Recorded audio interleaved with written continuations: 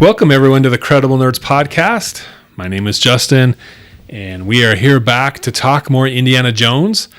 If you haven't noticed or been with us recently, for the past couple months, we've been talking about the Indiana Jones movie saga. We started with Raiders of the Lost Ark, and now we're finally at the end of the road for the final Indiana Jones movie, as far as we know at this point. Indiana Jones and the Dial of Destiny, so we will be talking about that. And as always, I have my fellow archaeologists and fellow adventurers with me. Nathan, how are you doing today? I'm doing good. How are you? Pretty good. And we have Blake. Hey, everybody. So we are back. It's been a long journey, but it's been fun revisiting these old movies that we grew up on and seeing this one that just came out this year, like 12 days ago as of today, as of the recording of this podcast. So it was released on June 30th, 2023. It's still in theaters, so if you haven't seen it by now, go see it. It's actually pretty good. May not be your favorite, but it's still a good indie movie. And so far, it's grossed $256 million. It was released in 4,600 theaters just 12 days ago, as opposed to Crystal Skull was released in 4,000 theaters. And I think Raiders was released in like 1,000 or some low number. So it's definitely getting more eyes on it, this Dial of Destiny movie. And it's the most expensive film in the Indiana Jones film series, as well as one of the most expensive films ever made. Wow. Crazy. Number 13 on that list, and it cost $295 million without the marketing cost to make this movie. So what's number 14 on that list?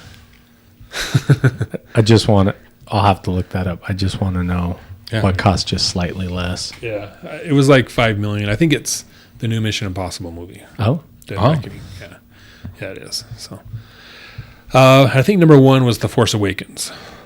Really? Mm-hmm. Rise of Skywalker was 3. I don't remember number 2, but yeah. So. But again, I assume that does not account for inflation. Well, they're all pretty recent. Yeah, well, it's not inflation. Yeah. Yeah. Because I would have thought Titanic would have. When you have like a Waterworld with inflation, yeah. I don't know how much that is. Wasn't Waterworld with Kevin Costner supposed to be at the time the most expensive and made the least. Which, for the record, I kind of like that movie. Yeah, I went and saw it. Me too. I enjoyed it. Fish gills, Kevin Costner. Gills. Yeah. I like it a lot better than The Postman, the one. Yeah. But I didn't hate that movie. Yeah. I haven't seen it forever, but I remember liking it in the 1990s or whenever it was. Yeah. But anyways, Indiana Jones. And it's the first Indiana Jones movie that doesn't involve George Lucas and Steven Spielberg. They are listed and credited as executive producers because they, came up with the whole thing. But they're not directly involved. They were initially, but as time went on, they slowly backed out or moved on. So they had zero influence in the story, anything and everything to do with this movie. Right. They had some ideas right after Crystal Skull. They were talking about them, trying to come up with the McGuffin and all that stuff, but they couldn't come up with anything good, so it just kept getting pushed back and back. Disney bought it out, and then slowly it ended up being written mostly by James Mangold, the director. He's the first non-Spielberg director for Indiana Jones and the only one. And what else has he directed? Mangold has directed, I got a list here. Logan from, Wolverine, right? That was good. And then Ford versus Ferrari. Ooh. That was a good one. And Call of the Wild are his most recent ones. The Harrison Ford movie? Mm-hmm. Mm-hmm. Yep. So there's a little connection there. So is that how Harrison Ford got the part? I think so, yeah. Got grandfathered in. Yeah. Hey, we worked on a movie together. Yeah. So mostly written by James Mangold, but David Cope, the guy we talked about last time, he was also involved in the writing back in the day, and I guess enough of his story ideas came through that they had to give him a writing credit, as well as some guys named Jez and John Henry Butterworth. I guess they're brothers or something. And they have written Edge of Tomorrow with Tom Cruise and Emily Blunt, and they were also involved with Ford versus Ferrari. Both good movies. Yeah. Yeah. So that's the background of that. The timeline, we've been heavily invested in the timeline. I like talking about it, so that's why you're getting it. Yeah. The first three Indiana Jones movies, we've talked about it. Temple of Doom was first, 1935. Raiders was 1936. Last Crusade, 1938. So within, what was it? What did we say here? Like 25 months or so. Those three movies. Yeah, those three movies. Yeah, Those- over a 25-month time frame. Those three events take place. Crazy. And then Crystal Skull was 1957, 12 years later. And then this one, then the first part took place in 1944. Okay. So you're going back before Crystal Skull, right after Last Crusade, actually during World War II. But the majority of the story is 1969, which again is 12 years after Crystal Skull. So that's the time frame. The synopsis, set primarily in 1969, the film follows Indiana Jones and his estranged goddaughter, Helena Shaw, trying to locate a device that could change the course of history before Jurgen Voller, a Nazi-turned-NASA scientist, can take it for himself and change the outcome of World War II, which was basically he's going to go back in time and kill Hitler, and then he knows Hitler's mistakes, so he's not going to do those same mistakes, and then he'll make sure the Nazi power comes into party, or Nazi party comes into power, and basically be the top world power from then on. There you go. What do you guys think of that premise, that synopsis of the film? Did it work for you? Well, I mean, obviously you don't learn that till 3/4 of the way in. Until you go in. Yeah, but I didn't have a problem with it. Okay. Yeah. Yeah. It was cool. I mean, you kind of think, man, I don't know how all that really unfolded as far as an ideology, but for somebody to be really espoused to a lot of Hitler's teachings, but really hate Hitler, that was kind of weird. Yeah, that was interesting. But yeah, it was, that was kind of cool. And then created some dread at the end when that's what his plan, you find out that's what his plan is. You're like, oh yeah, going back and,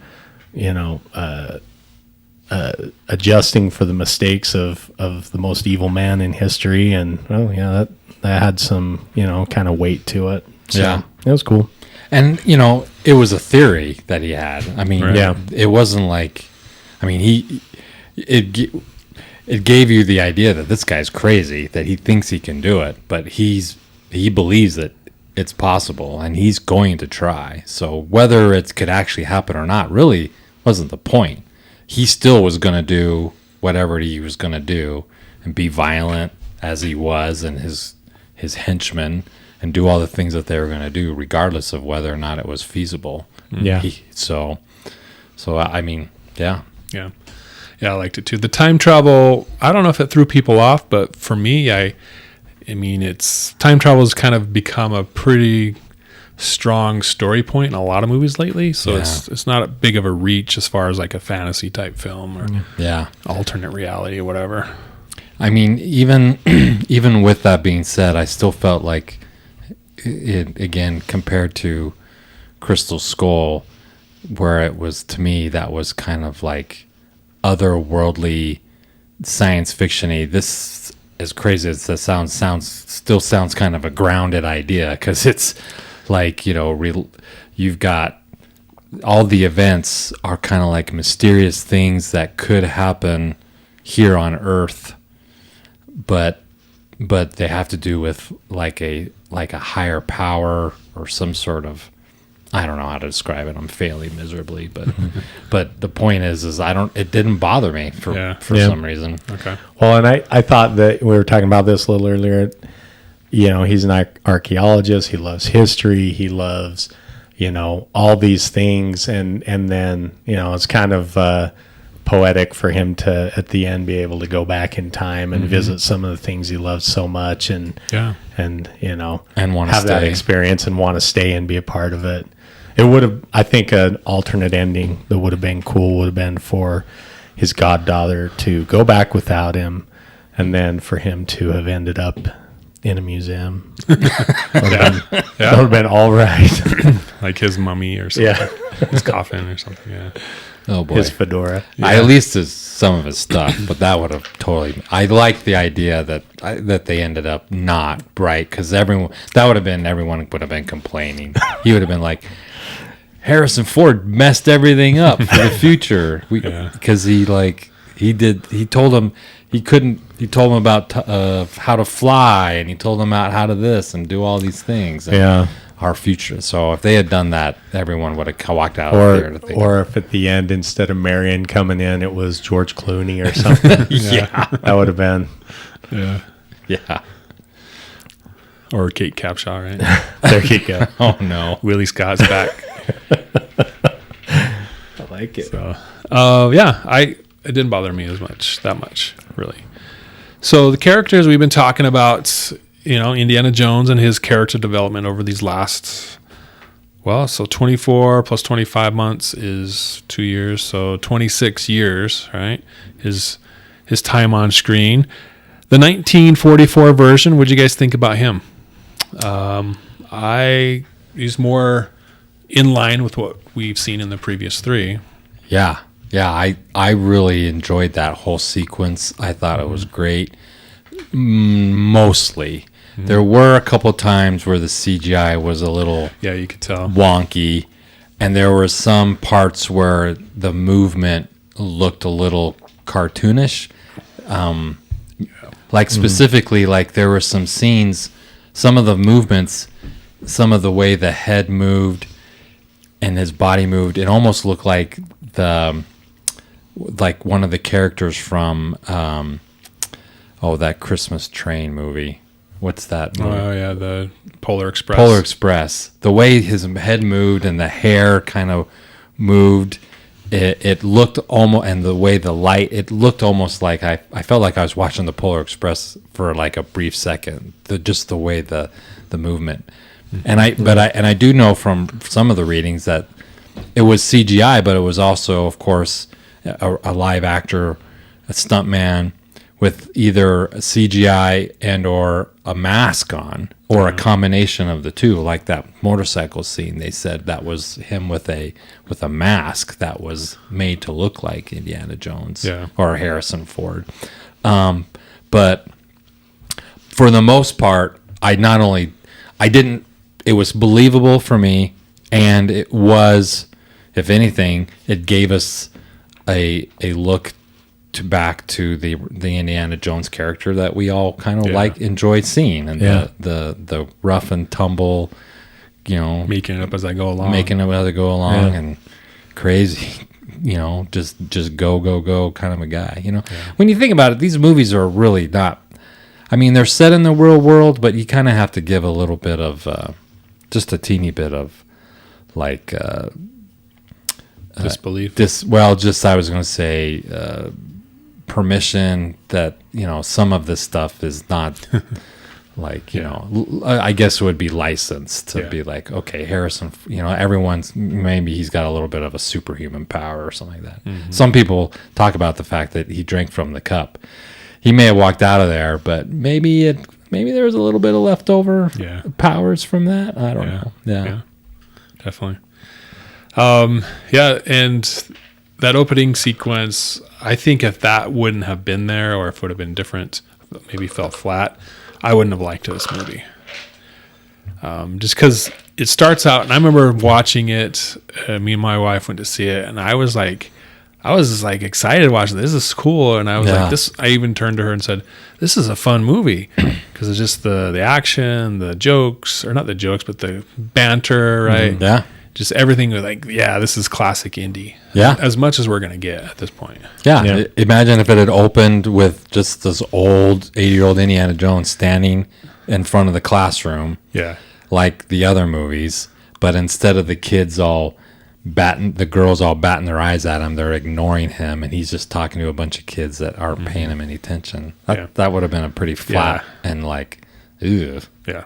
Yeah. Yeah. Yeah.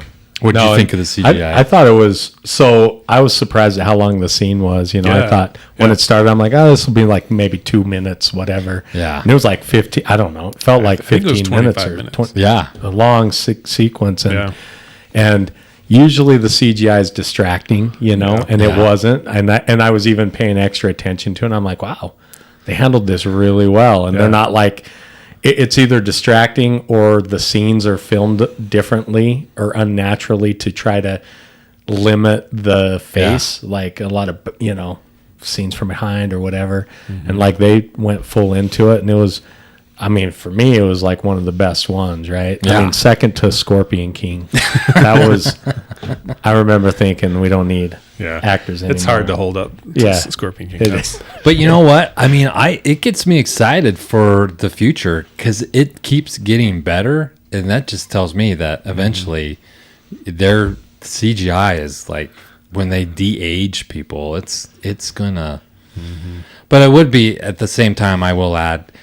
I mean, it would be nice to get to a point where we don't have to keep bringing back actors and de-aging them. Yeah. Let's get a new generation of actors that are like, we can get behind and enjoy their acting.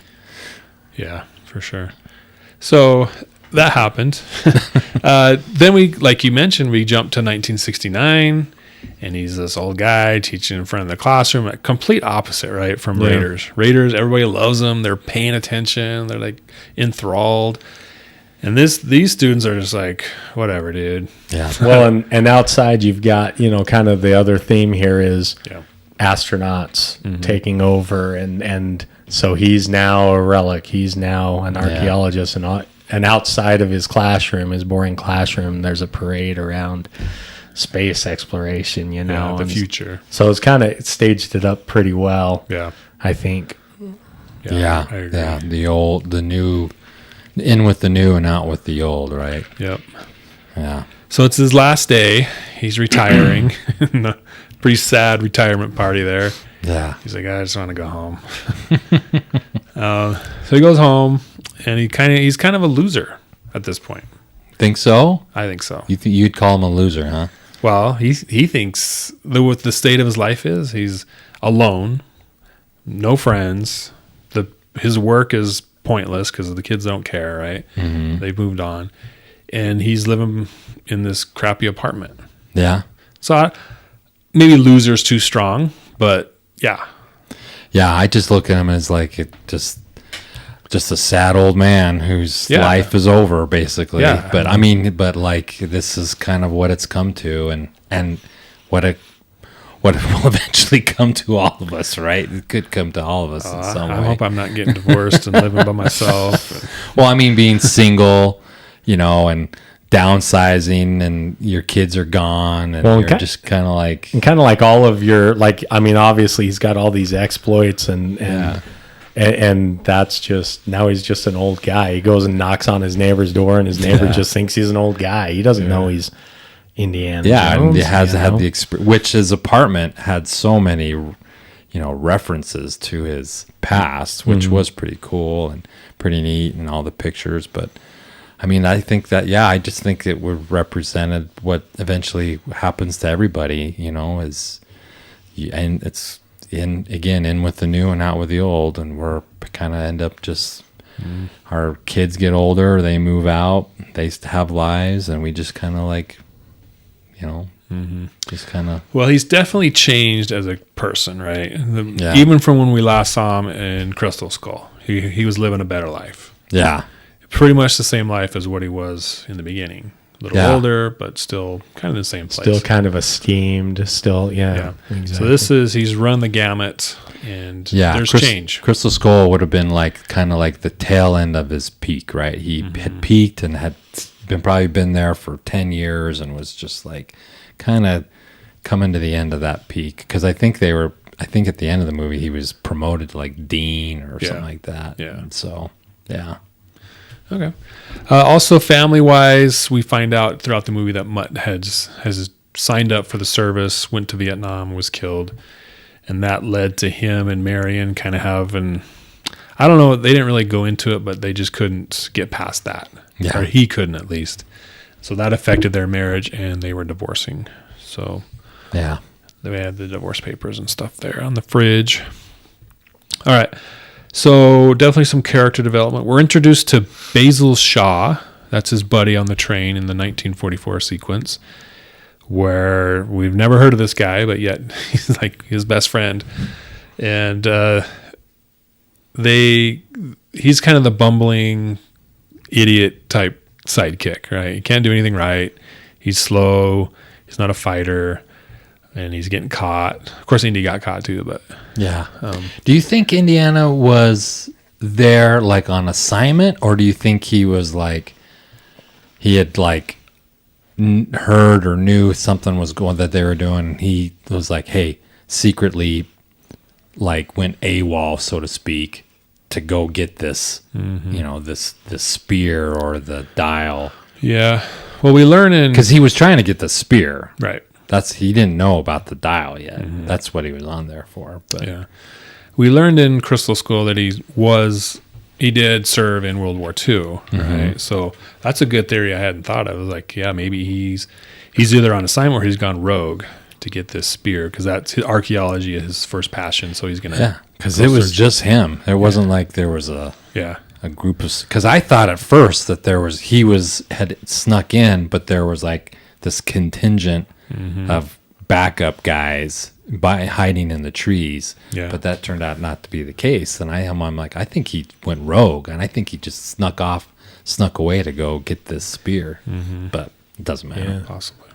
Well, it seemed like, I don't know, the impression I got was that they were teaching together. Yeah. Kind of had the love for history, and the Nazis were notorious for destroying all of that, and so they're like, it seemed like they were focused on the spear, but trying to recover some of that so that it didn't fall into the Nazis' hands or whatever. But I don't know. That's an interesting question.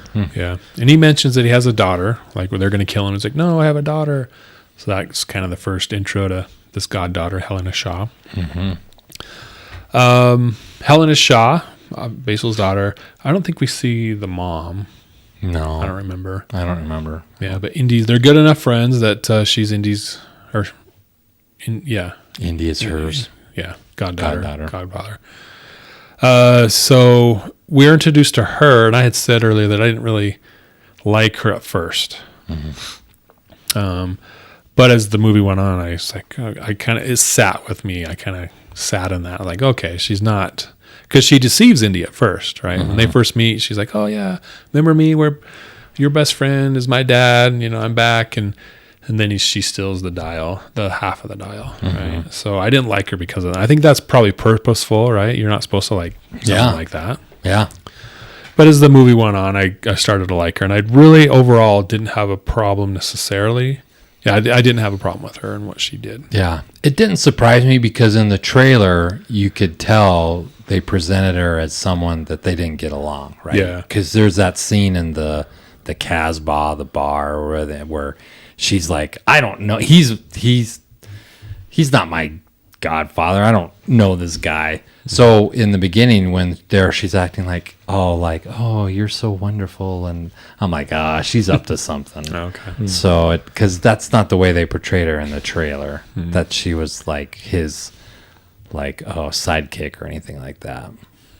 So I'm like, she's up to something. She wants something from him, and then she's going to take off or something like that. Okay. All right. What'd you think of Helena Shaw, Blake?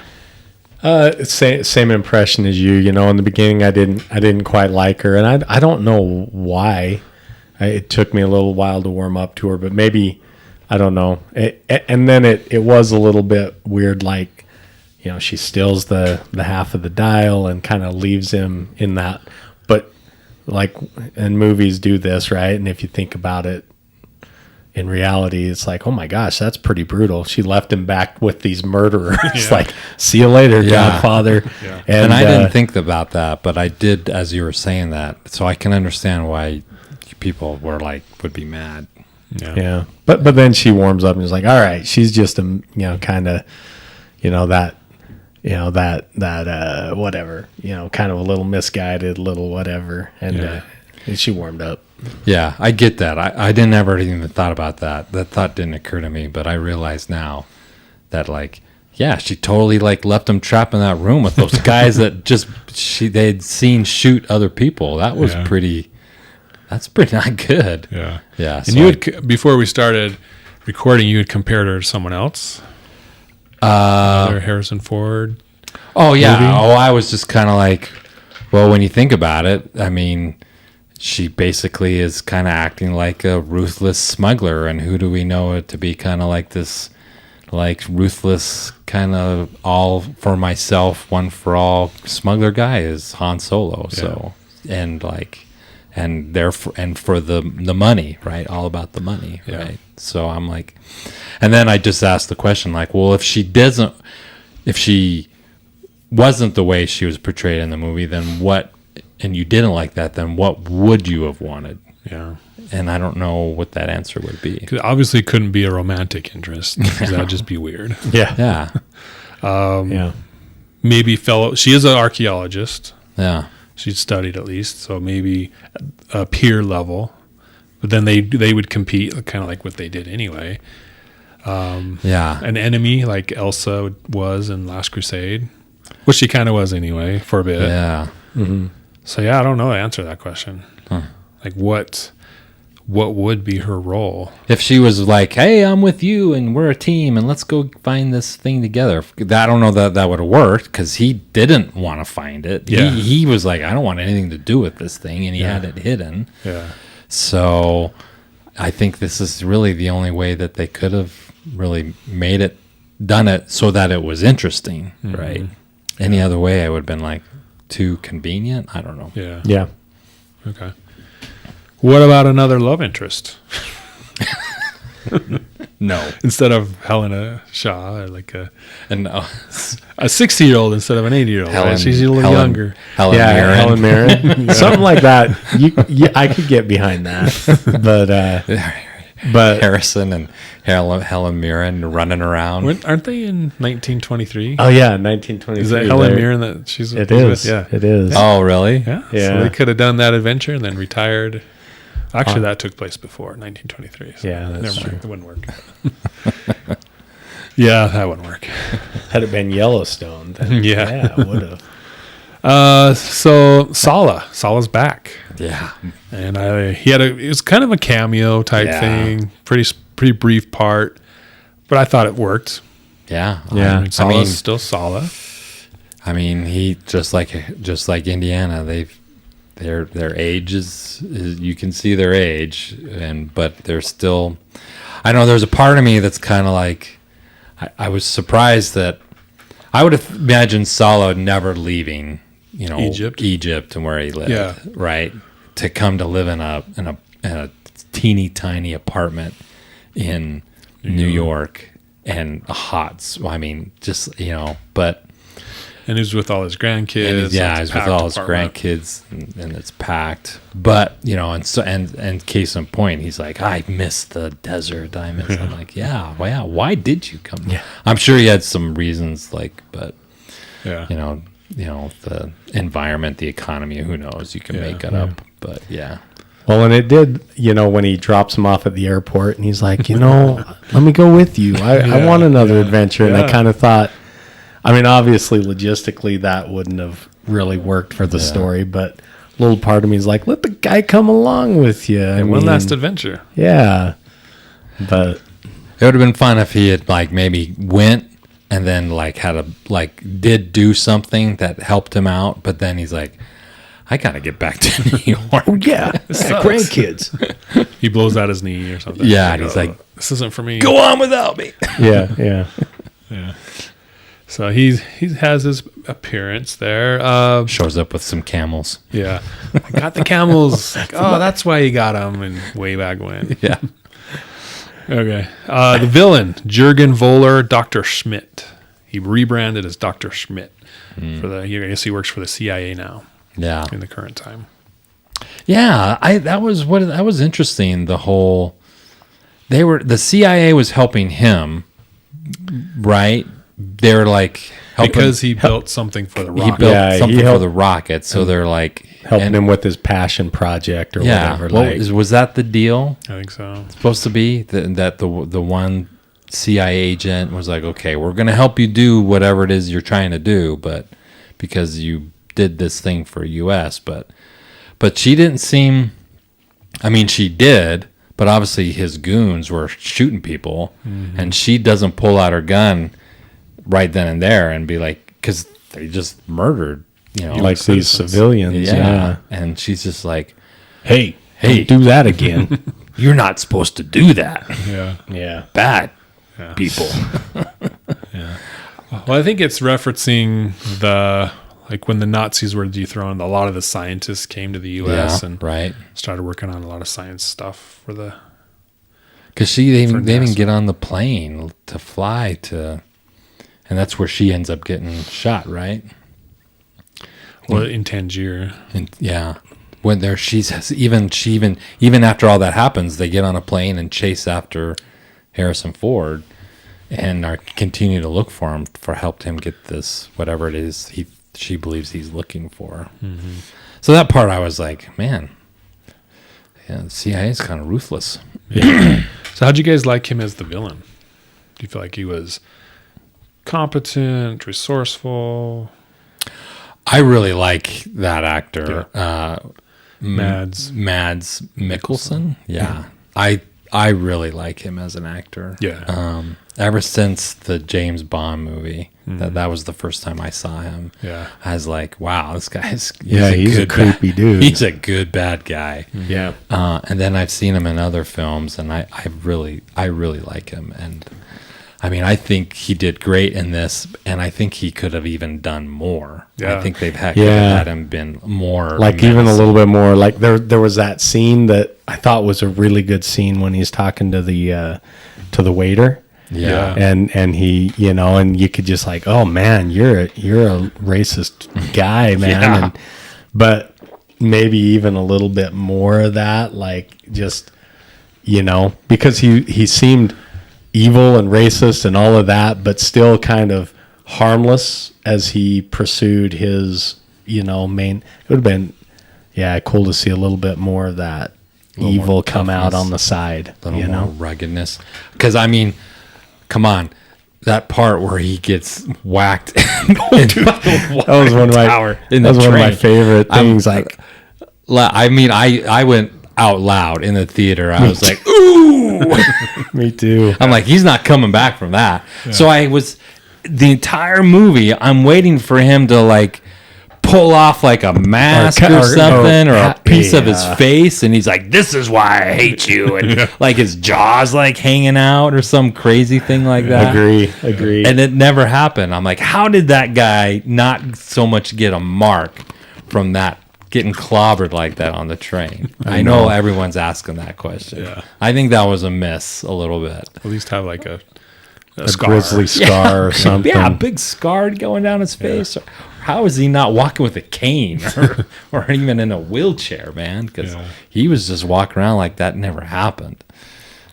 Yeah, I liked him. I thought he was a good match for Indy. Like they're both after the same archaeology, history. They want to change or be involved in history. Yeah. So, well, and there's kind of the history and then the math, and both of them kind of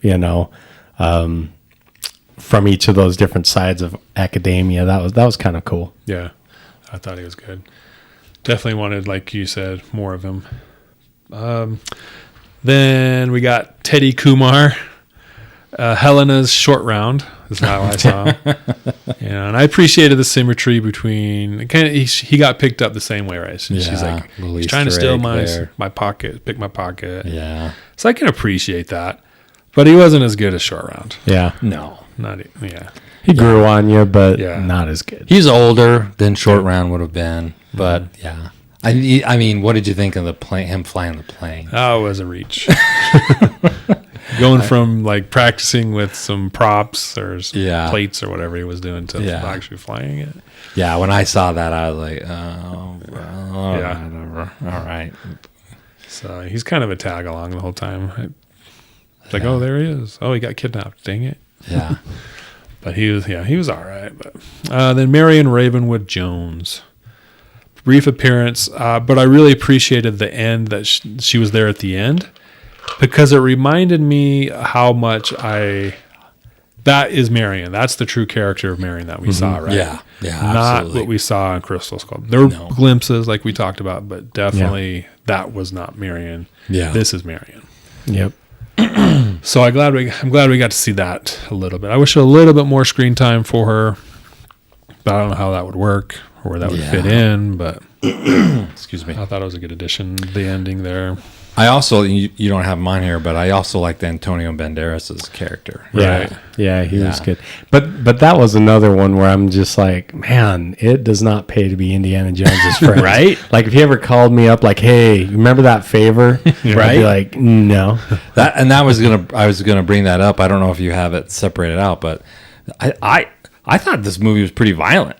I thought it was pretty violent. It was like the old ones. Like the old ones. Like people getting shot and blood, and you saw blood. I was like, a lot of people were shot.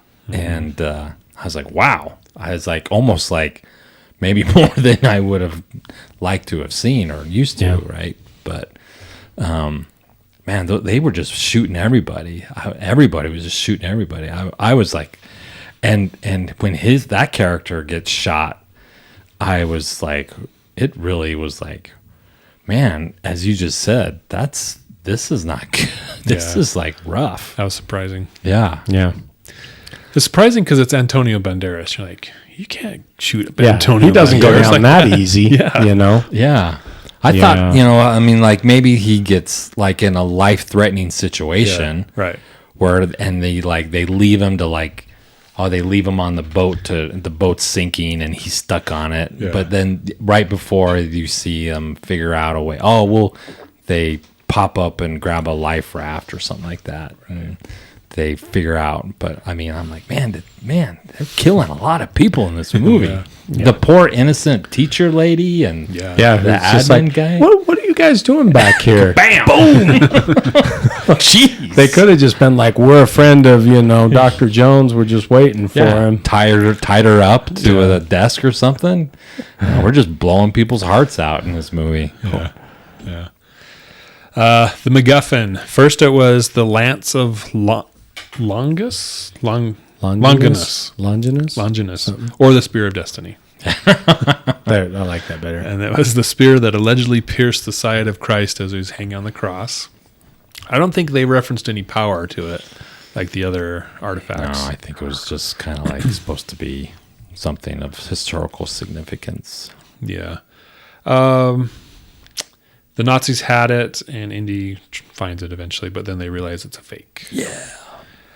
As a side note, there's a comic book story written in 1995 called Indiana Jones and the Spear of Destiny that dealt with this. Yeah. Set in 1945 about how he tries to recover the spear, but he doesn't. It goes the way of the cup, the Grail cup, gets covered up by the earth, and he doesn't get it. Something like that. I haven't read it, but I thought that was interesting. Yeah, like the reference. Yeah. But then that leads to the Dial of Destiny, Archimedes thing, dial. And it's a device that locates time fissures that allow individuals to travel through time. In theory. And we've kind of talked about the time travel already. I felt like it was plausible enough for an Indiana Jones movie that it worked. Yeah. So. And this is based on a real artifact that was found. That's what I think is cool. This is something that actually does exist.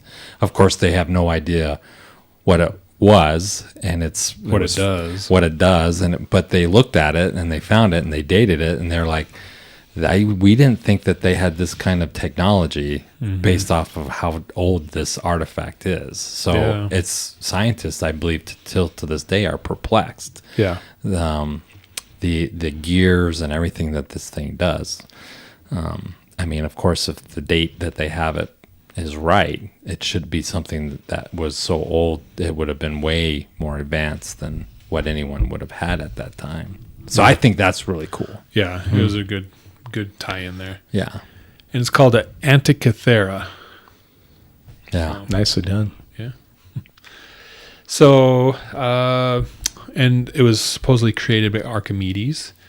And Archimedes was an ancient Greek mathematician that lived in the 200 BC era. He was a mathematician, physicist, engineer, astronomer, inventor from the ancient city of Syracuse, which we kind of visited in Sicily. He's regarded as one of the leading scientists in classical antiquity, considered the greatest mathematician of ancient history, and one of the greatest of all time. And he died during the siege of Syracuse, which was depicted in the film. So that's the background stuff. So the events, the prologue adventure, we've got into that. I liked the motorcycle chase to the train. That was cool. Yeah. With the Nazis. And so at the beginning, he's captured by the Nazis and he's hung. He's being hanged, right? Oh, yeah. That was pretty intense. What do you think of the bomb dropping through the roof? Yeah. Or were you like, oh, Well, come on. You knew it wasn't going to blow him up, Yeah. but it was fun. It was humorous because you know it's not going to happen, but it kind of gets you some tension. You're like, oh, he's got to escape that. How's he going to escape that? Yeah. He's hanging by his neck by a rope. What do you do? Yeah. So I had that element, and Yeah. then it's just kind of some funny stuff in my mind. Yeah. I liked it. Yeah. So, and then they get on the train and all that stuff. Then the main story is what we've been talking about. Helena Shaw shows up. The Dial of Destiny. Jurgen's after it. And she just wants to sell it. Yeah. And she's already got a buyer for it, right? Yeah. And she's for like $200,000. Yeah. Some Like low all amount. that. And it's Yeah. like, yeah, I know the money was worth more then, but $200,000 was a lot. Yeah. Or not a lot to sell out your godfather. Yeah. right. For a time traveling device. Yeah. So as far as this main story goes, what do you guys think of how it played out? Did it make sense? Because it seems like there was a lot of, oh, we got to get the dial, with the one half of the dial. They get it, but it's stolen. Oh, well, I know where we can go to find out, to get the tablet, to find out where the other half is. They go to the tablet, the bad guys show up, and then they escape. Then they get the other half, and then the bad guys show up, and then they escape. Right? It's a lot of, they get there first, but then the bad guys steal it or overcome it. And so it's kind of repetitive that way, but it was still pretty action packed. And it was, there wasn't like a lot of downtime, like chase.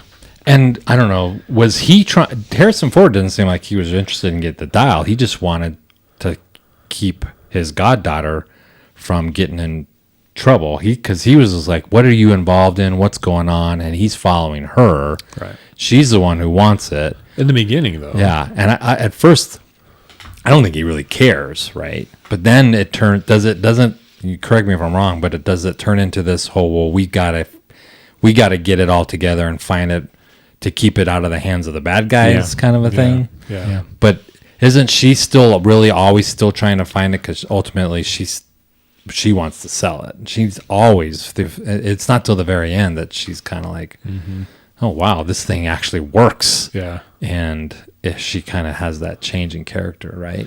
Yeah. Well, I think when Teddy gets kidnapped and they go to the tomb, that's when things start to change for her and her perspective. Yeah, that's true. That's right. Or well, even maybe when they're on the boat, because she kind of goes through that whole posturing and the dynamite. And that's and right. I think that's when she's kind of like, oh, maybe the stakes are higher here. And I don't know. Well, either way, she definitely doesn't want them, because whether she believes in what it does or not, having them get it removes all possibility of her either selling it or which is, I think, ultimately her goal. But she definitely changes her attitude. But what do you guys think of the tuk? That was cool. Yeah, I thought it was cool. That was cool. Chase. It was cool, but that it was one of those scenes where there were times where you're like, oh, they just put fast forward on that, like it's zipping around. And you're like, they're just fast forwarding the scene. There were some times when you could tell that, but that was pretty fun. I thought it was great. It was fun to watch. Yeah. Yeah. Yeah. You always got to have a good chase scene. Yeah. Like Raiders, it was the horse chasing the caravan.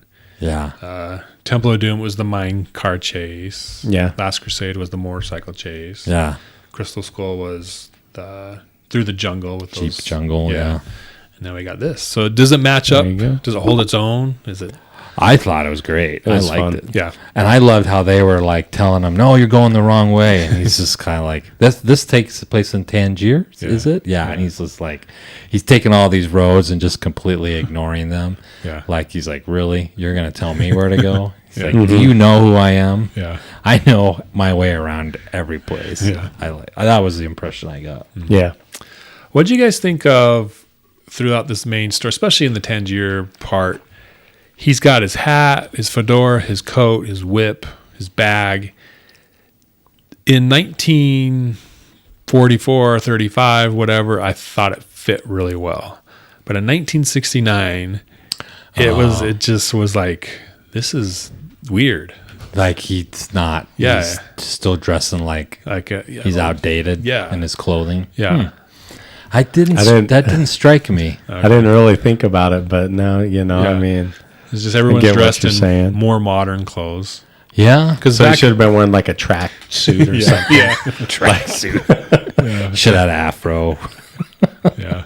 with a Nike headband on it. Yeah. And Nike running shoes. But I don't know what I would want him to wear though, because if he's not wearing the hat and stuff, it's like that's not Indian. yeah, what's he Yeah. wearing? Yeah. Blue jean bell bottoms and Yeah. a t-shirt, Yeah, Tie-dye t-shirt. tie-dye t-shirt. but it just looked like out of place.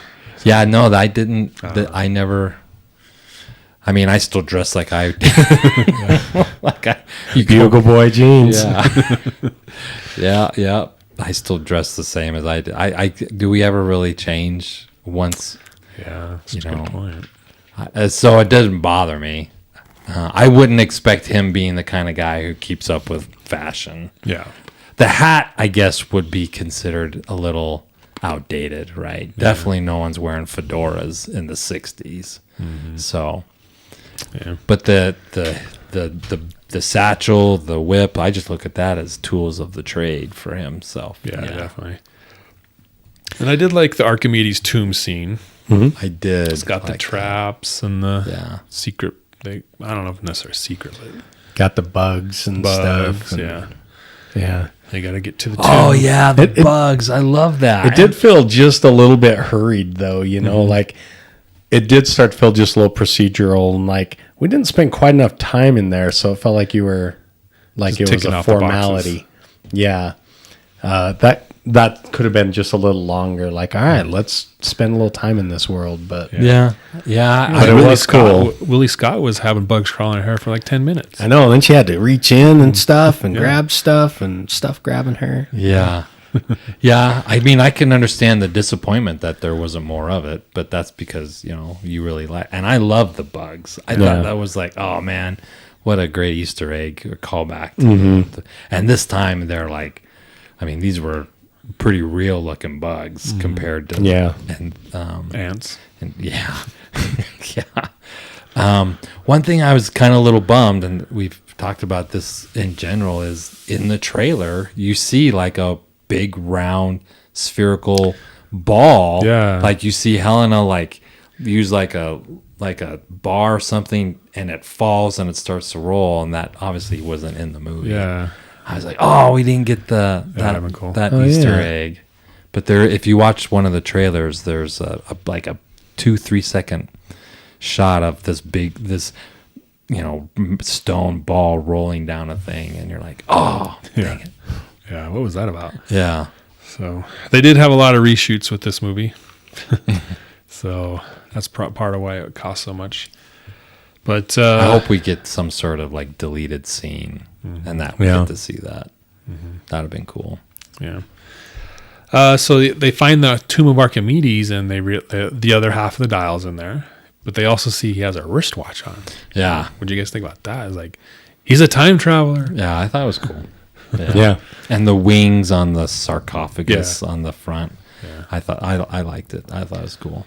So, but then the bad guys show up. The Nazis show up. Still, it's Yeah, you know what? I didn't put down that you guys mentioned it. You're right. That is kind of annoying that they're like, he's got it. They show up and take it, and then they go somewhere else, and then they show up. It was kind of Yeah. that could Kind of that argument of like, you're doing all their work for them. If you just maybe got out of the way, Right. they'd never find it. They'd never find it. They just keep following you. Yeah. I could see that. Yeah. As far as the time travel paradox, I wanted to talk a little bit about that. Like they go back in time, they shoot down the plane.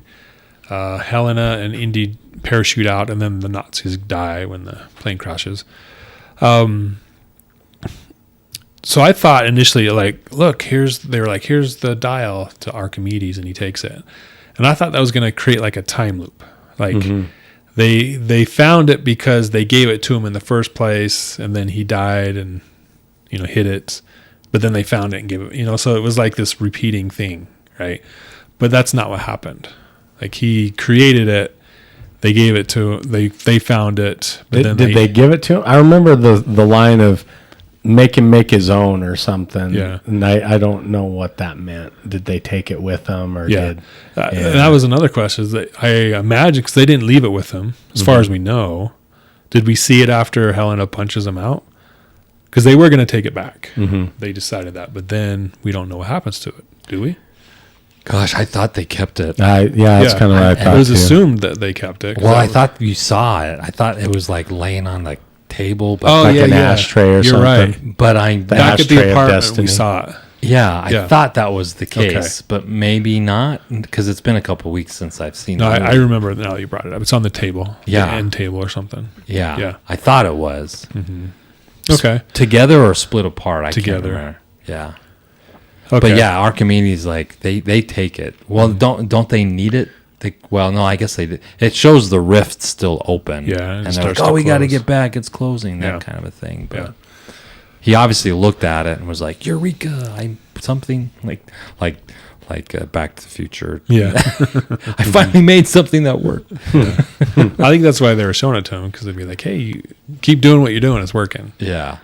But and then he gets the watch from one of the Nazis, right? From the bad guy, Jurgen. Or, yeah. It's his watch. Okay. Yeah. He goes to hand it to him, though. He has the watch and the thing, and he's giving it back to him. So, but obviously the watch got left behind. I do remember that. He's trying to hand him both things to him. So he's not a time traveler. He enabled the time travelers to do it. Yeah, that's a good But question. he's not. I mean, are the rifts only up in the sky? Could they be Yeah. anywhere? Because Yeah. it's something that, it seems it's something, well, this particular, and apparently they only open this. All this does is predict when a rift would open, which who knows how often that could be. That could be, the next rift may not open for another 100 years. I don't know. Yeah. Yeah, it could open at the bottom of the ocean, or it Yeah. could open up in the sky. So I don't. It's not something that you could just like manipulate it and time travel. It all it did was show you when a door opened. Well, right? but didn't Voller or whatever? I mean, he calculated how to get back to 19, What he 36, thought was whatever. gonna- yeah. What he thought was going to be, and then there was the whole. You Continental forgot drift. about the continental drift. I don't even know what that is, but every time I'm late, I'm going to start saying that now. Yeah. Forgot about the continental drift. Dang it. Now we're late. Blake, where was that report? Continental drift. Continental drift. Yeah. But that's a big jump from 1936 to 200 BC Yeah. because of the continental drift. Yeah. Well, and then there was the whole he just built this so that people would come back to this time. And I don't know. I was like, Yeah. I don't know. The continents had probably only drifted about 8 inches between 200 BC and and right. today. I don't think that because they're talking it took billions of years for the one landmass to separate into. But We need more information. nah. Dude, we need to see the math. we need a behind prequel. this. I mean, I thought it was cool, and I was like, when he wanted to stay, and we also talked about earlier before we all got into this, we were talking about the dragon. Oh, it's a dragon. I thought that was kind of like, oh, come on. Like, they weren't shocked at all to see a flying plane. They just immediately was like, oh, it's a dragon. Kill the dragon. Like, they've seen dragons all the time. Like, that in itself was a normal thing. But and them hitting the plane with the spears, I was like, no, come on. But I was like, I appreciated him. I mean, he was like, he really wanted to stay. Yeah. And I was I like, thought he was going to stay. I was like, Yeah, man, I is he thought going to so, stay? too. Is he Like, going to wow, stay? How are they going to do this? I don't know. I kind of want him to stay, but because you can tell he's like, there's nothing back for me. I've got no one. Like, my wife's gone. I've lost my son. This is where I'll be happy if I stay. So you kind of like, yeah, let him stay. But Do you think it was the right move to clock him and bring him back? It was mid-war, It's not like he was like, "Hey, this is a nice prairie I'll live on." Yeah, and Archimedes did die in that war, so it wasn't like he was going to get to hang out with him, unless he saved him. And I guess he could say, "Hey, you die today, so let's get out of here." Yeah, we're leaving. Yeah. Yeah. I'm glad it worked out the way it did. Yeah, I think it was the right move to bring him back. So he comes back, he wakes up, and Marion shows up. They reconcile. What'd you think of that final sequence between them? Yeah. Too contrived? Was it good? No, I thought it was understated. I thought it was perfect. Yeah. It was good. Yeah. I liked it. She came in. You could tell that there was still a lot of love there, a lot of heartbreak, but still a lot of like connection there that had never gone away. But just dealing with life had been so hard for them. But in the end, those are the two that you hope would always end up being together. And the one that he always expressed that was his number one. So I thought it was great. Yeah, agreed. And I love the little at the beginning he takes the magnet and covers her face, and then when she's looking at the papers, he's kind of like shoves it over. Moves it over. He moves it over. Yeah. Nothing to see. Yeah. Well, and that scene compared to like the wedding scene in Crystal Skull, where it was kind of like everything's together and everything's working out great, and this is just, like I say, is a lot more subtle. I liked it. Yeah. Okay. We have talked about some of the themes already, but there's a quote from James Mangold, the director, that I want to bring up. It says, "The film is not about aging per se, but time. The way time travels for all of us, the way we all get older as the world changes around us." I felt that was pretty good representation of what we saw. And kind of what I was referencing earlier. Like, it's inevitable. We're all going to get old. Mm-hmm. Life will move on. We'll all end up, we could potentially all end up, not by ourselves, but not necessarily constantly surrounded by our family, because everyone kind of moves on, Yeah. Well, and I mean, after watching it, you kind of think about all of those, and that quote's kind of cool. You think about all the scenes, like, him going against the parade on the horse, and him trying to outrun a locomotive on a horse, and all these thematic, kind of visuals around age against the passing times that's cool. Yeah. Yep. He did a good job with that. Another theme was family. For me, it stood out that Indy didn't want to go back in time for Fortune and Glory, which is where he started out with Temple of Doom, but to save his son from dying, right? And when he talked about that with Helena on the ship boat, that was a pretty powerful moment, especially as a dad who has a son, right? You're like, I'd save my son too. So that was a pretty powerful statement. And I liked it because it brought in Mutt, his son, but we didn't have to have him be there in the movie. And it was a fitting goodbye to him, right? To that character. So I thought it worked really well. Yeah. And they had to address him. Yeah. And killing him in the Vietnam War was not anything that I would have imagined. Yeah, that's thought. a pretty bold move. Yeah. Actually. Yeah. Well, and I did wonder, okay, so Crystal Skull was all about those two reconciling, and you're like, after all this time, they've reconciled, they're finally together. Nothing's going to break this up. Yeah. And so I was wondering how they would handle that. Yeah. And it actually worked out really, I mean, it was it was a really smooth way to handle it. You know, like, oh, okay, I totally get that. And now, yeah, I don't know. It made sense. Yeah. Okay. Favorite parts. We've talked about all of them, but I'll just list mine. The opening chase scene from the motorcycle, the car to the motorcycle to the train. Archimedes' tomb, I thought was very classic Indy, even though he's 80 years old at that point. Indy and Marion reconciling, but I thought it was too short. The idea of a dial of destiny and that whole McGuffin, I thought was pretty good. Yeah. It's fun. And then Jurgen Voller as the villain, I thought he was great. Yeah. That's my favorite parts. What about for you guys? Do you have some favorite parts to stand out that you liked? So I liked the scene, you know, where she was trying to sell half the dial, and you know, it kind of was a bit of a throwback at the table, and he's like, everybody back, and you know, he's got a drop, and then the handoffs back and forth of the dial through that. That was a fun scene.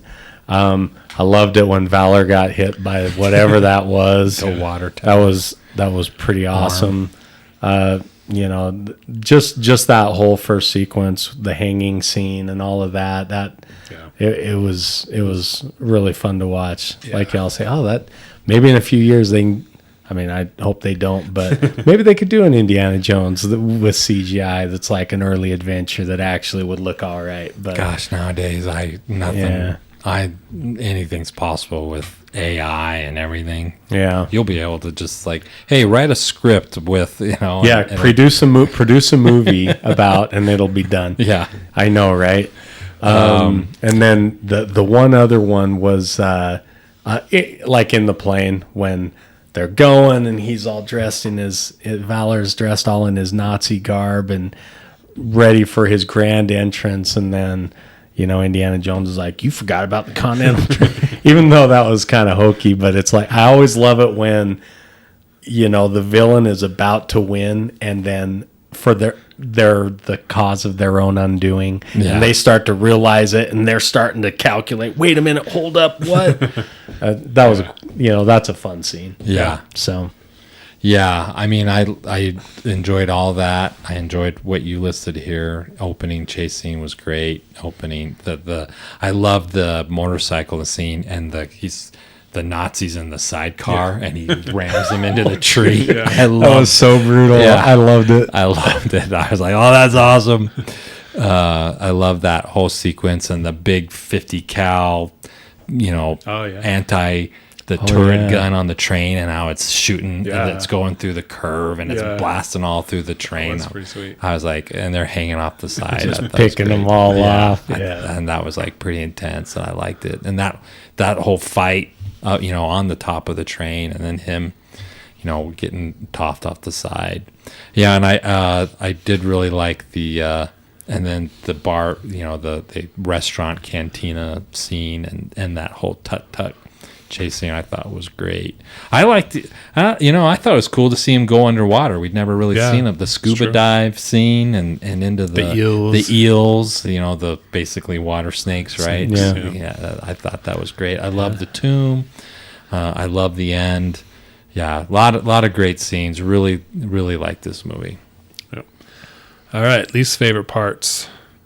They're kind of nitpicky and not really that bad. Helena Shaw, like we talked about at first, I didn't like her. Yeah. And kind of why a goddaughter? Like, I don't know. We talked about her role. What else could it be? Yeah. But overall, it's fine. Yeah. So, Indy is a sad old man. Tired of the trope that our heroes and our when scrubs, they get old, we had it late. with Last Jet. We had it actually with The Force Awakens, right? Same situation.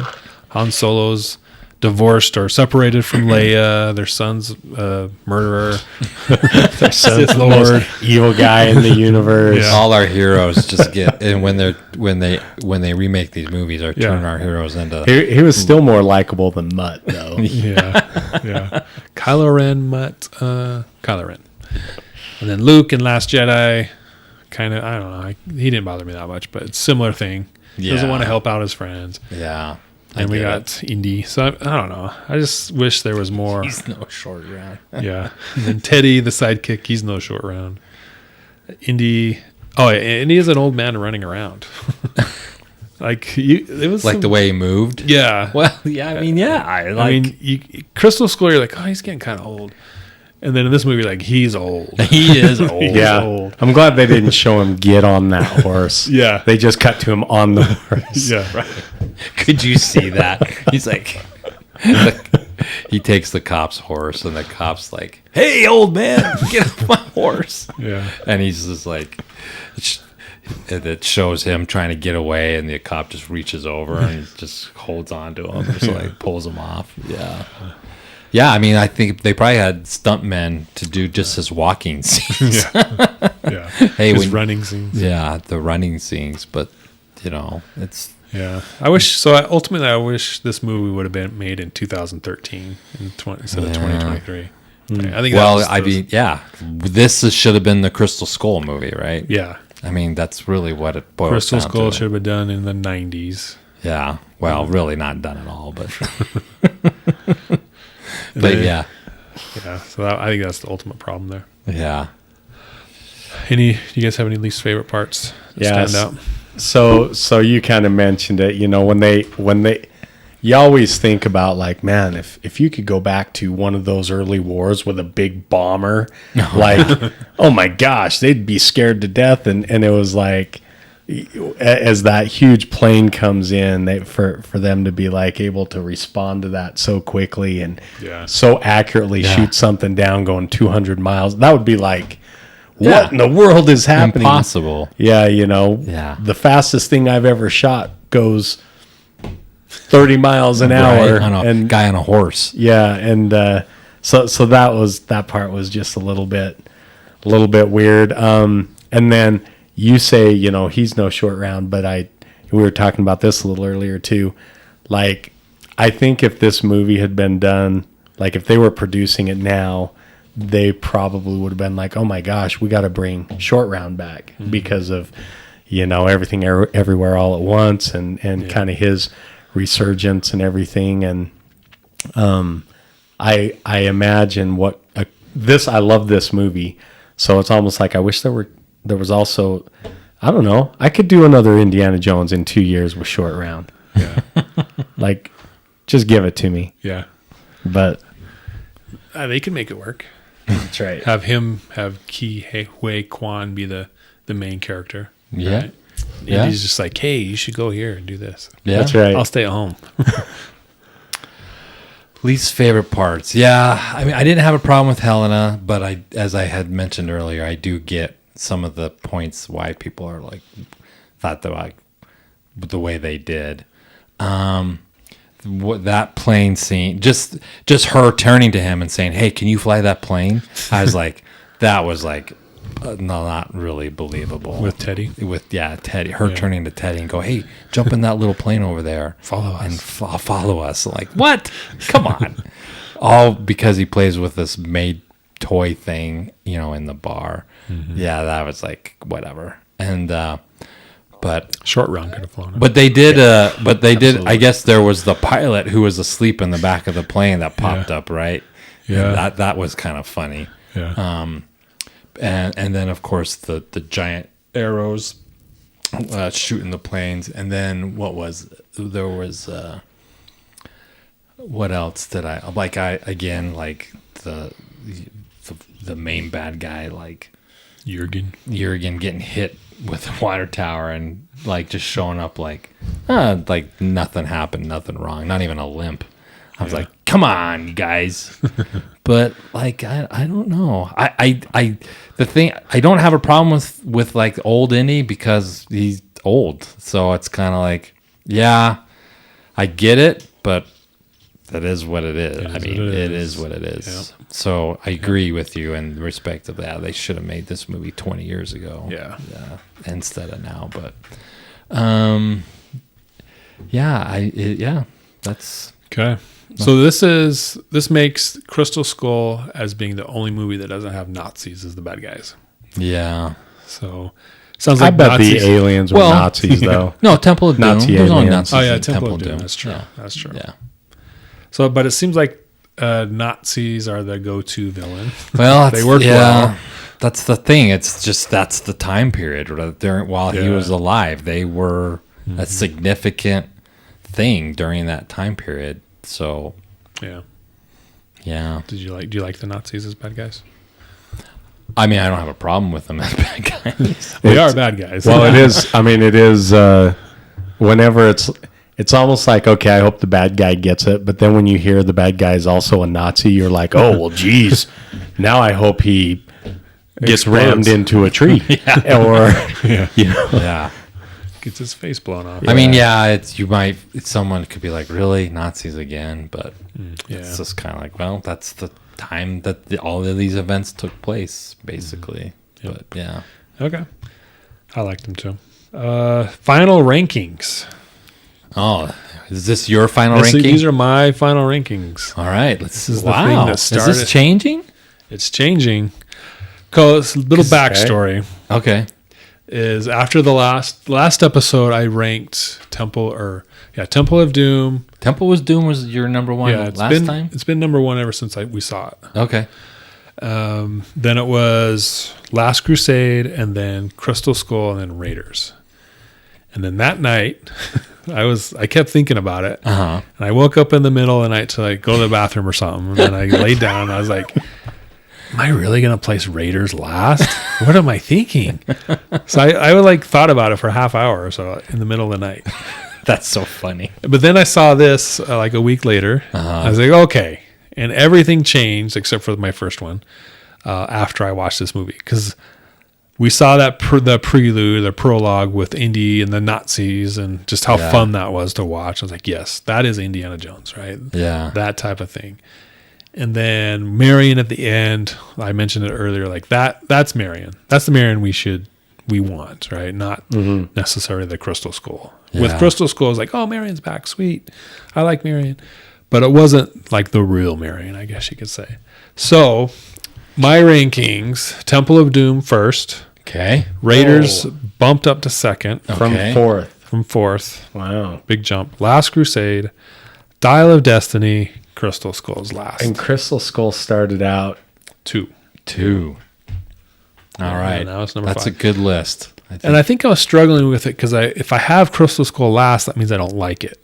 But that's not the case. No. It's just, Of the 5. the 5, that's my least favorite. Yeah. But it's still a favorite. Yeah. So yeah. And that's So I had to come to Jesus moment.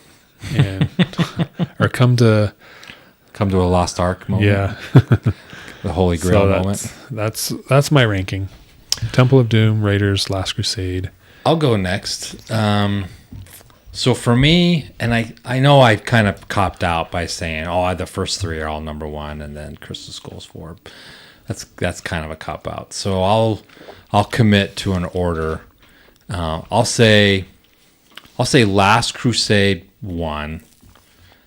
Raiders 2, Temple 3, Dial 4, and Crystal Skull 5. Okay. Cool. I think that's.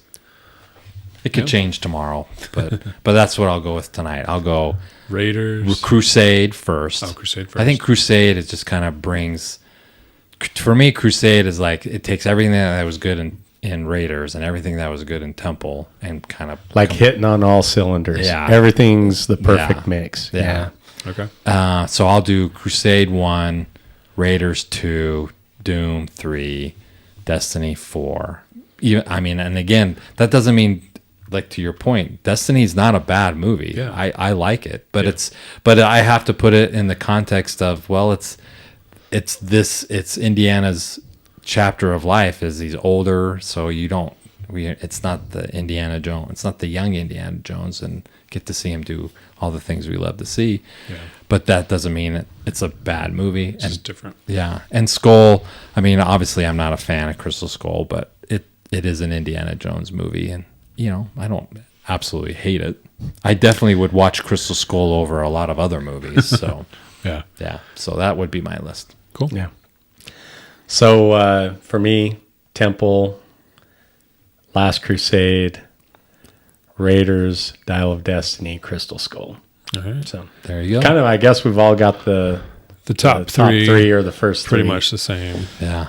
different order. Different And order. for you, like Temple was the first one you saw in the movie theater. I think Yeah. you said. So, And then there's just things I still like when I'm showing it to my kids. I'm like, so here's the litmus test.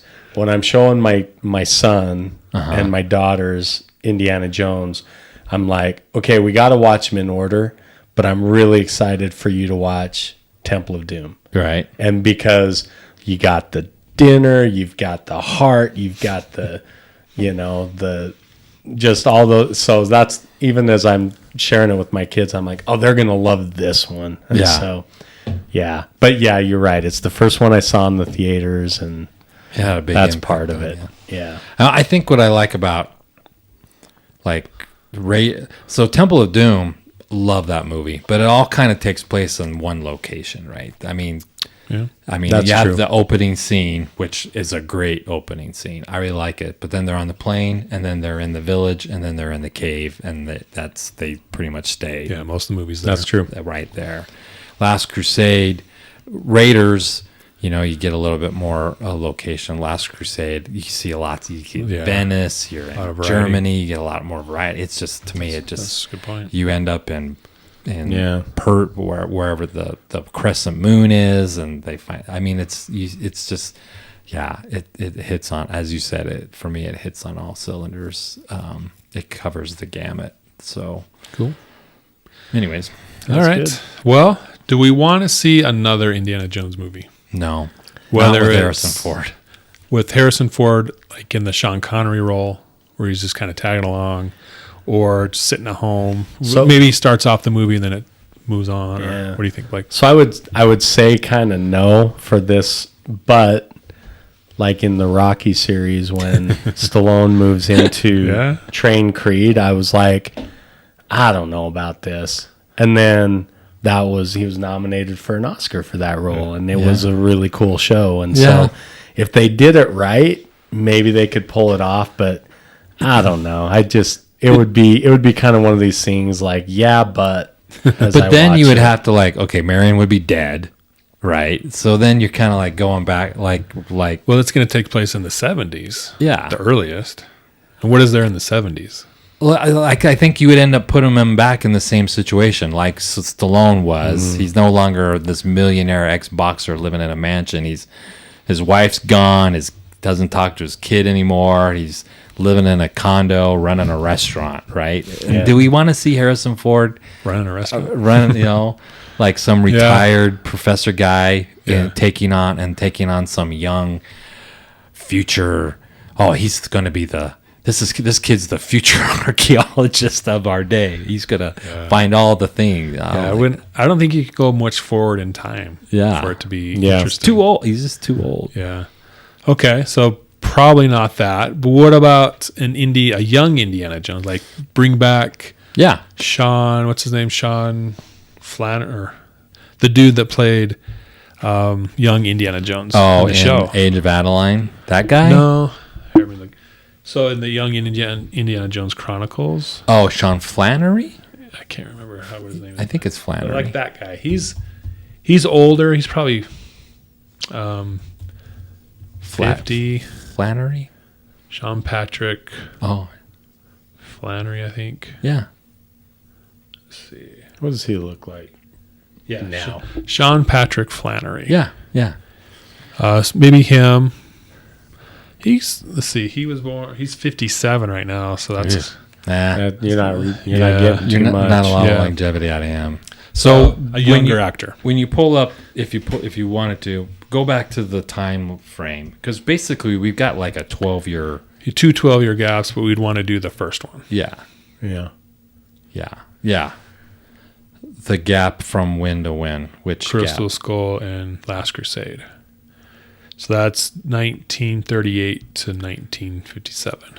Yeah. So anything that happened after Last Crusade up until Crystal Skull. But even then, I don't even think Yeah, like that's the first too far. five, first 5 years. 7 years. Yeah. of- And that's kind of before, because Last Crusade happens in 1938, and doesn't World War II start in 42. I think it's 39 Oh, 39. Yeah. But Yeah. the United States doesn't start to 42. 42, right? Yeah. I think. Yeah, September 1st, 1939 to September 2nd, 1945. So maybe like before the United States gets involved, because he becomes, obviously he is in the military during World War II. So it would have to be like that time frame, those 2 or 3 years. Yeah. You could have one or two deals, Yeah. but could do another trilogy. then who do You have to recast. You have to, Yeah. Young. and you got to put And a I'm little okay with time that. between it too. You know, like a few years, and then Yeah. it's one of those things where like it just doesn't feel like rebooting it or recasting it would feel right. But then movies surprise you and they find a little angle, you know, and they're like, and you're like, wow, they figured it out, you know. Yeah. Good, I'm on board, and it works. But What about pre-Temple of Doom, pre-1935? I mean, you certainly could. yeah, It just would have to be a different kind of indie, right? Yes. It would have to be a much younger, A little more immature, a little more mature, a little yeah, bit more learning the fortune and glory, as making we've a lot of said. mistakes. But the young Indiana Jones Chronicles, he's not like that. That's the thing I struggle with a little bit with that TV show, is he seems more grounded altruistic and in the TV show than they make him look like in the Temple of Doom. Yeah. So maybe something happens to make him more jaded, Yeah. more selfish. So that could be the story. Yeah. I did watch the episode where Harrison Ford does the cameo. Yeah. And I'm like, what is this? It's just all about him playing music, jazz music. Yeah, it was a little weird. It was like At least there wasn't a Christmas episode. him working in a bar as a waiter, wanting to be a jazz musician, and I'm like, what is? And then it ends with Harrison Ford in a cabin with an Indian, and the bad guys come in, and while they're escaping, he blows a toy or a mini sax to get the snow to fall off the roof and land on them. And to see Harrison Ford to be like, and I'm like, I was like, Yeah. oh, It's man, really weird. It's Yeah. not good. It's like, and he's got a beard Yeah. because he was filming The Fugitive when he did. Oh, is that right? Yeah, it was when they made that little clip. Oh, jeez. And so he had this full fugitive Harrison Ford beard on as Indiana Jones, which looked good. I mean, Yeah. I didn't, and he's up in the mountain. They made it's a snowy, mountainy, so it's almost kind of fitting because it's like, oh, I got to keep my face warm or something. He's a mountain like that. man. Yeah, he's a mountain man, Harrison Ford. But Yeah. what do you? I don't know.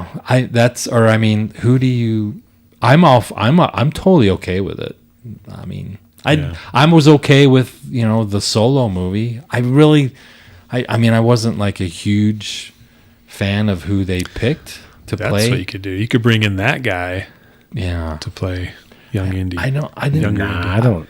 I didn't really. He like, didn't click for me. didn't Something I like about his face. Yeah, he didn't click for He's me. not Harrison either. Ford. No one's Harrison Ford. Yeah, it's No, true. but I think they could have picked someone that's a little less, or I don't know what to say, a little more rough around the edges, I guess would be the best way to say it. And I hate to say it because it's like, oh, he's in everything nowadays, but I almost kind of wish, I think Chris Pratt could have been a good guy. It's kind of like we got to wait for the next Chris Pratt. Yeah. You know. But unfortunately, they've thrown him in everything else, and it's kind of like we can't have him be, Star-Lord, Jurassic Park, and Harrison Ford, and what other franchise kind of a thing is he in? He's doing some other stuff too. I Doing think. like Amazon Prime show. Oh yeah, the military guy. Yeah. Yeah. So I don't know if it's going to happen. I think at some point in the future. I mean, it's the property. It's not like they're just going to be like, all right, we're done with that. There's They're too gonna do much. Something. Too At least much do an animated possibility. show, like a kids show. I've heard there's a rumor about that actually. Now that you mentioned it, I don't know. I could do an animated series. They really could. They could do an animated series.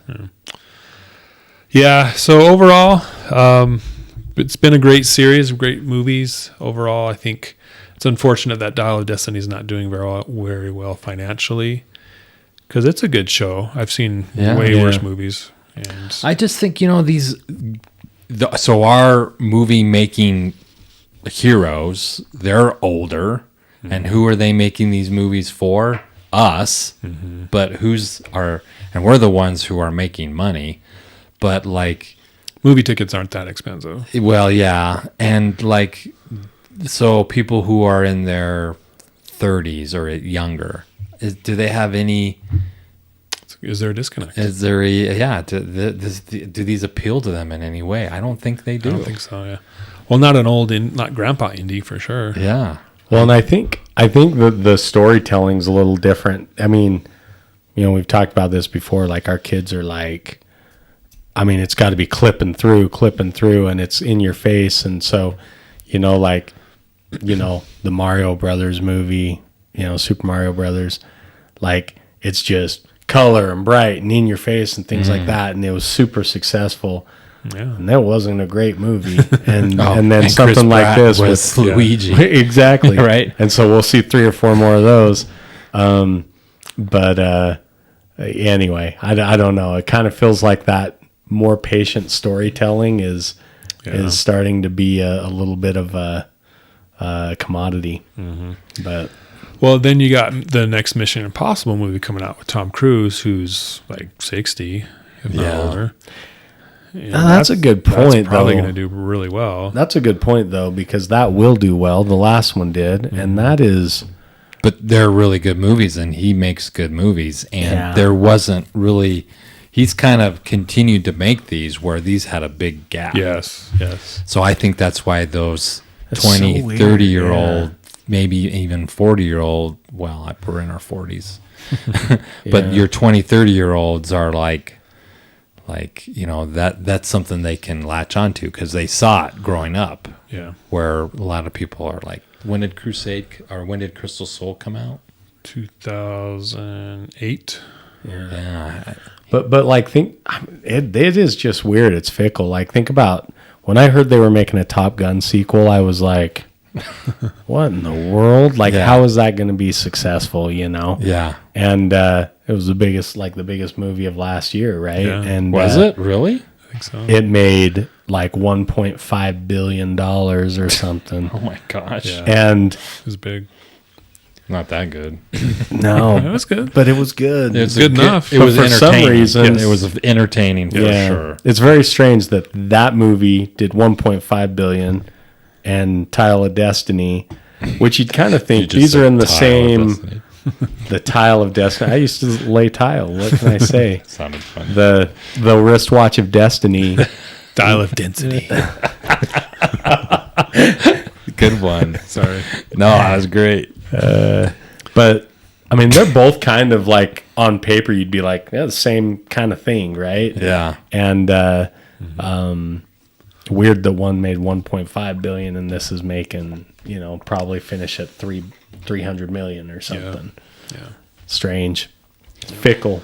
Well, I mean, your market your is for Top Gun. You're gonna get, because Top Gun both appeal to both men and women. I don't see.